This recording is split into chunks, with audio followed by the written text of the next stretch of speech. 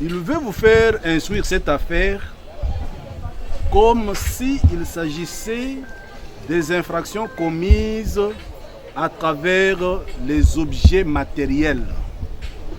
Le ministère public perd de vue que nous sommes en plein numérique. C'est-à-dire, ce n'est pas du papier. Nous avons des experts compétents en RDC et nous-mêmes, nous sommes compétents à démontrer. Nous dire qu'un monsieur a un sujet canadien avec tel. Non, qu'est-ce qu'il viendra faire ici? Poursuite de l'affaire qui oppose le ministère public près le tribunal de grande instance de Kinshasa-Gombe, réuni en audience foraine à la prison centrale de Makala, et la partie prévenue Stanis Boujakera, directeur de publication adjoint à actualité.cd et correspondant de Jeune Afrique et Reuters. Le prévenu Boujakera est poursuivi pour falsification des sceaux de l'État, propagation des faux bruits et transmission des messages erronés et contraires à la loi. Les faits remontent au 8 septembre 2023. Selon l'organe poursuivant, le prévenu aurait confectionné de toutes pièces et aurait diffusé un document de l'Agence nationale des renseignements qui impliquait les renseignements militaires dans l'assassinat en juillet dernier de Chérubin Okende, un des conseillers du candidat à la présidentielle de 2023, Moïse Katumbi. À l'audience précédente, les débats tournaient autour du sceau apposé sur les documents publiés dans le magazine Jeune Afrique et aussi d'un compte Telegram que le prévenu Boujakera aurait utilisé comme support de l'origine du document.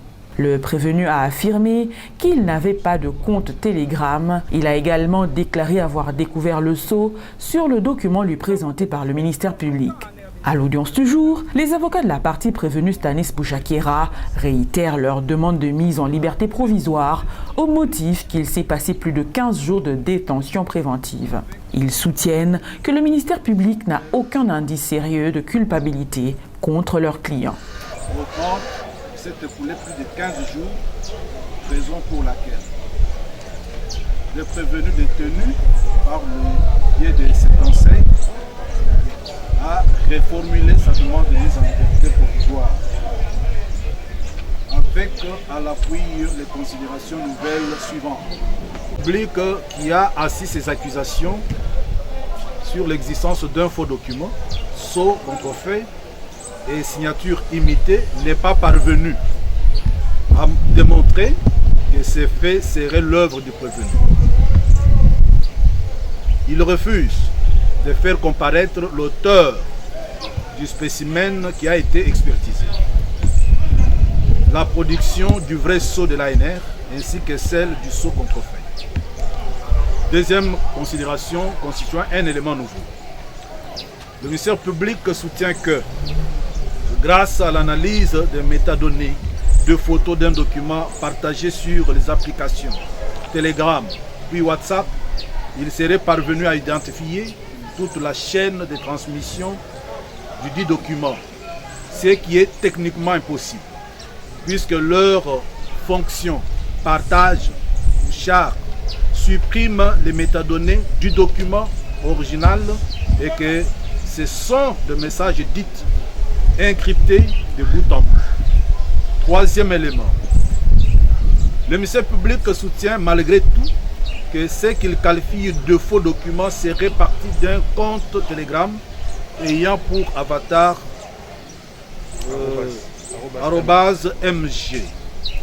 Qu'au cours de la phase préjudicielle, il n'a pas imputé au prévenu, ce qui était par nature contradictoire avec les charges de faux et fabrication de sceaux de l'État retenues à son encontre. Lors de l'audience du 20 octobre, il a fini par affirmer que ce compte était aussi celui du prévenu, sans expliquer d'où il tire cette nouvelle conclusion. À ces causes, il vous plaira donc de dire recevable et fonder la présente demande en liberté provisoire.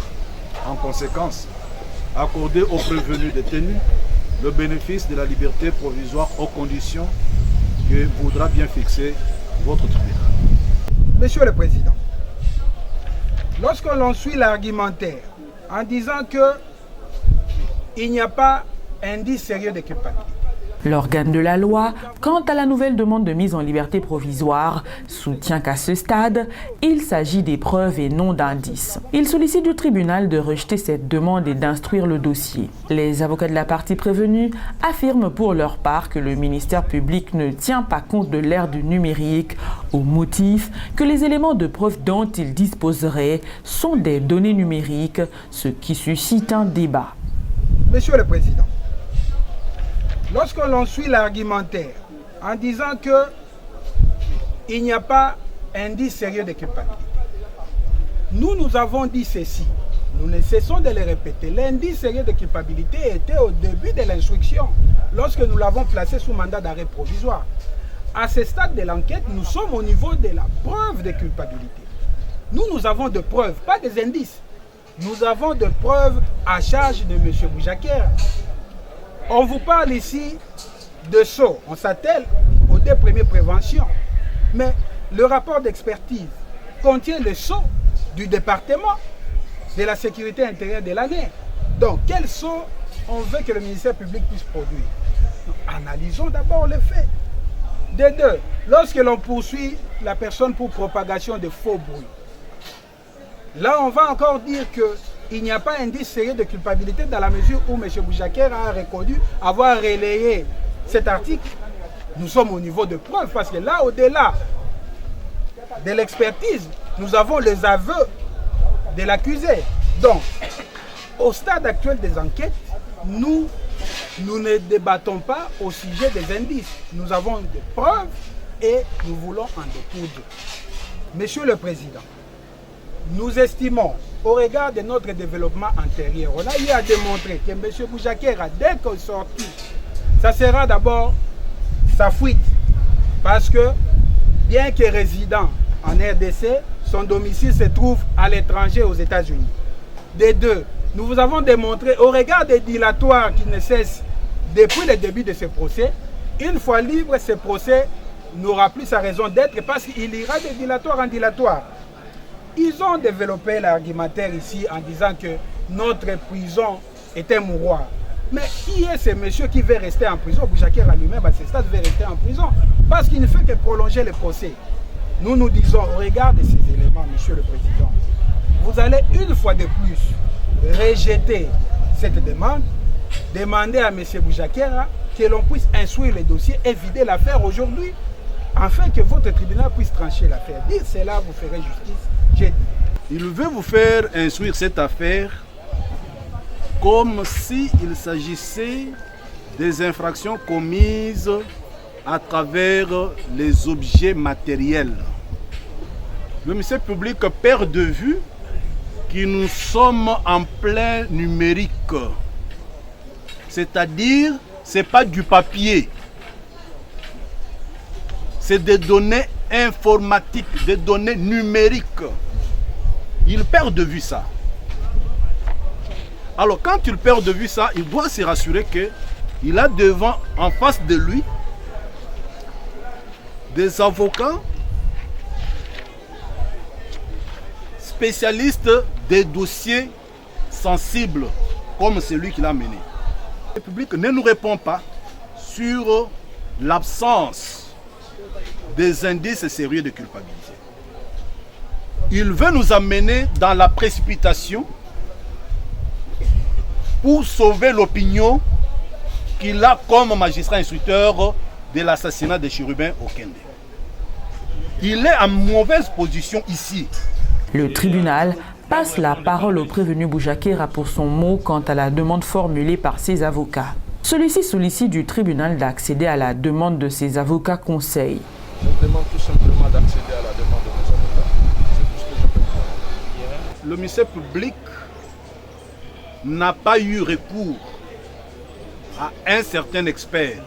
Les avocats de la partie prévenue affirment que l'organe poursuivant n'a pas eu recours à un expert. Ils soutiennent que le ministère public a posé des actes qu'il impute aux personnes qu'il qualifie d'experts. Ils renvoient le tribunal aux articles 39 et 42 du Code de procédure civile qui expliquent la désignation d'un expert.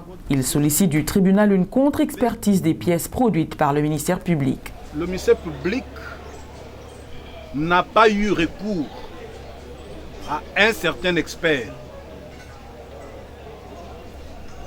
Le ministère public a inventé de noms des personnes, a posé des actes qu'il impute à certaines personnes qu'il qualifie lui-même d'experts. Parce que vous avez votre code civil, le code de procédure civile. Les articles 39 et 42 vous disent comment est désigné un expert. Il n'y a pas d'expert qui ne soit désigné par le tribunal.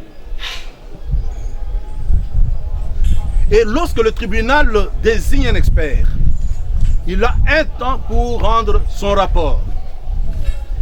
Ce rapport peut être discuté devant le juge. Ce qui n'a pas été fait. Pour preuve, dans tout le procès que vous avez fait, auquel nous avons assisté, ni le tribunal, ni le ministère public n'a peur de produire, d'inviter l'expert. Nous disons, ce qu'il y a dans le dossier, ce n'est pas la main d'un expert, c'est la main du ministère public. Donc, il vous plaira que pour nous, c'est un mouroir, oui. Vous pensez que s'il mourait ici, ce n'est pas de sa responsabilité? Ce n'est pas de la responsabilité des avocats. C'est de sa responsabilité, de la responsabilité de l'État congolais. Nous voulons que toutes les preuves soient produites parce que l'expertise que nous réclamons va décharger notre client. Nous refuser cette contre-expertise, c'est accréditer le faux rapport du ministère public pour pouvoir condamner notre client. Et là, nous ne marchons pas. Nous ne marchons pas parce que nous ne voulons pas que notre client soit interrogé sur le rapport du ministère public seul qui n'a pas recouru à un expert. Et nous disons, pour contrarier ce rapport du ministère public, qui n'est pas un rapport d'expert, qu'un contre-expert soit désigné. Une fois de plus, des contre-vérités de la part du prévenu. Le ministère public parle de contre-vérité de la part de la partie prévenue. Il soutient que le téléphone du prévenu est mis à la disposition du tribunal. Il soutient en outre que le prévenu veut imposer au tribunal un expert. L'organe de la loi demande au tribunal de rejeter ce moyen et ordonner l'instruction du dossier. Une fois de plus, des contre-vérités de la part du prévenu. On crie que le ministère public détient les téléphones du prévenu. Non, les téléphones se trouvent au tribunal. Le ministère public, en transmettant le dossier, a transmis les objets saisis au tribunal. Donc, que le prévenu ne puisse plus répéter que le ministère public détient son téléphone. Pour en faire quoi? Parce que le travail a été fait et l'objet saisi a été transmis au tribunal. Nous avons des experts compétents en RDC et nous-mêmes, nous sommes compétents à démontrer. Nous dire qu'un monsieur a un sujet canadien avec tel. Non, qu'est-ce qu'il viendra faire ici? Donc, le prévenu lui-même, qui boutique son expert, il veut imposer au tribunal de choisir son ami canadien pour venir édulcorer les faits. Non, c'est dangereux. C'est dangereux. On dit que le ministère public n'a pas requis. C'est encore une contre-vérité. Soit on est de mauvaise foi. Je comprends que le prévenu Boujaker a eu de mauvaise foi. Ou bien c'est autre chose. Nous avons versé au dossier la réquisition expert qui a été établie par le procureur de la République lui-même. Et les experts désignés sont là, nommément désignés. Et ils ont eu à faire un rapport. Bon, dire que le ministère public n'a pas désigné un expert, je crois que je ne peux pas imputer au doyen que c'est de lui que vient de cela, mais je dis que le prévenu est de mauvaise foi. On dit que le ministère public cache l'expert. Qui nous a demandé d'amener l'expert ici? Personne. Si les juges, ce n'est pas au prévenu de nous demander, nous avons notre rapport, que vous ne contestez pas jusqu'à présent. Donc, Monsieur le Président, cette demande, une fois de plus, vise à retarder l'issue de ce procès. Parce qu'ils ont peur, je ne sais pas, ils cherchent à gagner du temps. Pourquoi? Non. terminons cette affaire. L'opinion veut savoir, le peuple congolais veut savoir. Pourquoi vous avez arrêté ces messieurs? Mais il faut qu'on en découvre. Mais ce monsieur qui ne veut même pas parler, il ne veut même pas répondre aux questions. Il envoie ses conseils répondre à sa place. Donc, monsieur le président, vous allez rejeter une fois de plus ces moyens. Vous allez demander aux prévenus que l'on puisse instruire le dossier et vider cette affaire.